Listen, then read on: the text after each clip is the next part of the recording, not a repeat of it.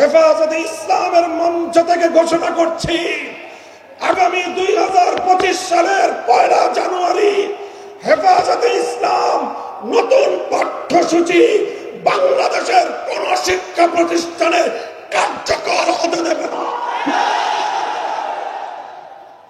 আমরা আমাদের সকল শহীদদের হত্যাকাণ্ডের বিচার চাই।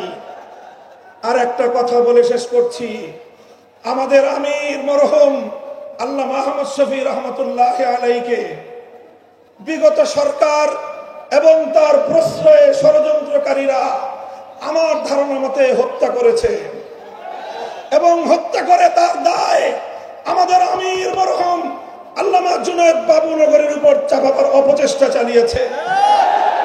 এরপরে আমাদের মরহুম মহাসচিব আল্লামা নূর হোসেন কাসেমীকে ষড়যন্ত্রমূলক ভাবে তারা হত্যা করেছে। এরপরে আল্লামা জুনায়েদ বাবুনগরীকে তারা হত্যা করেছে। অন্তর্বর্তীকালীন সরকারকে বলবো, এই 3 হত্যাকাণ্ডের সুষ্ঠু তদন্তের মাধ্যমে প্রকৃত দোষীদেরকে চিহ্নিত করে বিচার করতে হবে।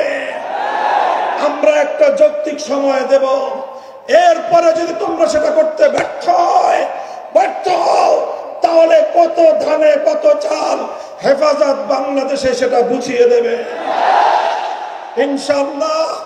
আল্লাহর এই জমিন ইসলামের জমিন, এই জমিন আল্লামা আহমদ শফির জমিন, এই জমিন আল্লামা জুনায়েদ বাবুনগরের জমিন, এই জমিন। রংপুর শাখা কর্তৃক আয়োজিত আজকের এই মহাসম্মেলনে উপস্থিত হেফাজতে ইসলাম বাংলাদেশের সংগ্রামী মহাসচিব, উপস্থিত কেন্দ্রীয় নেতৃবৃন্দ, বিভাগীয় জেলা নেতৃবৃন্দ, সমবেত সংগ্রামী তাওহীদি জনতা, সংক্ষিপ্ত কয়েকটি কথা। প্রথম কথা হলো এই, হেফাজতে ইসলাম বাংলাদেশ সম্প্রীতি চায়, শান্তি চায়। যারা বিগত সময়ে আওয়ামী লীগের পোশাক পরে আওয়ামী লীগের কর্মী হয়ে রাতের বেলায় কালনাগিনী হয়ে সংখ্যালঘুদেরকে ছোবল মেরেছিল, দিনের বেলায় ওঝা হয়ে ঝাড়তে এসেছিল, 5ই আগস্টের পর আওয়ামী লীগের সেই সংখ্যালঘু নির্যাতনের নাটক বন্ধ হয়ে গিয়েছে। এজন্য হেফাজতে ইসলাম বাংলাদেশ ঐতিহাসিক দায়িত্ব আর কর্তব্য পালন করেছে। হেফাজতে ইসলাম বাংলাদেশ সম্প্রীতির বাংলাদেশ চায়। হেফাজতে ইসলাম সাম্প্রদায়িক সম্প্রীতি চায়, কোনো দাঙ্গা হাঙ্গামা চায় না। তবে একটা কথা মনে রাখতে হবে, হেফাজতে ইসলামের জন্ম এবং উত্থান হয়েছিল আল্লাহর জমিনে আল্লাহর পয়গম্বরের ইজ্জতের হেফাজতের ঘোষণা নেওয়ার জন্য। আল্লাহর পয়গম্বরের ইজ্জতের উপর আক্রমণকারী আমার নবীর উপর কটূক্তিকারীর জন্য সর্বোচ্চ শাস্তি মৃত্যুদণ্ডের আইন তৈরির দাবি নিয়ে আমরা বলতে চাই, এই বাংলাদেশে আমার নবীকে নিয়ে আর কোন কটূক্তিকারীকে আমরা দেখতে চাই না। যদি আমার নবীর ইজ্জতের উপর আর কোন আঘাত করা হয় আমরা বরদাস্ত করব না, বরদাস্ত করব না।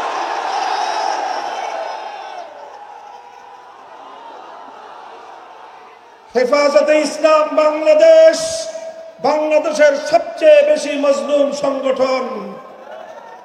বিরোধী দল হিসেবে বিএনপি নির্যাতনের শিকার হয়েছে, জামায়াতে ইসলামী বাংলাদেশ নির্যাতনের শিকার হয়েছে, হেফাজতে ইসলাম বাংলাদেশ 13 সালে গণহত্যার শিকার হয়েছে, 21 সালেও গণহত্যার শিকার হয়েছে হেফাজতে ইসলাম বাংলাদেশ।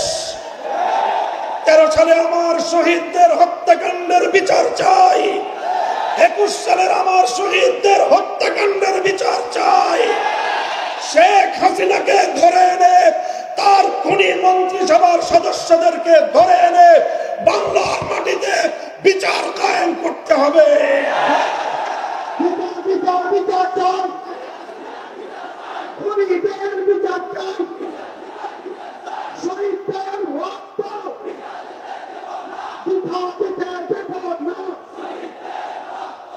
পরিষ্কার আমার আখেরি ঘোষণা, 2013 সালে হেফাজতে ইসলামের উত্থান ঘটেছিল তখন যখন বাংলাদেশকে নাস্তিক্যবাদ গ্রাস করার পায়তারা চালিয়েছিল।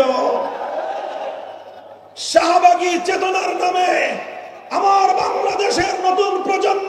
যখন নাস্তিক বানাবার ষড়যন্ত্র হয়েছিল, হেফাজত রক্ত দিয়েছে, জীবন দিয়েছে এদেশ থেকে নাস্তিক্যবাদকে রুখে দেওয়ার জন্য।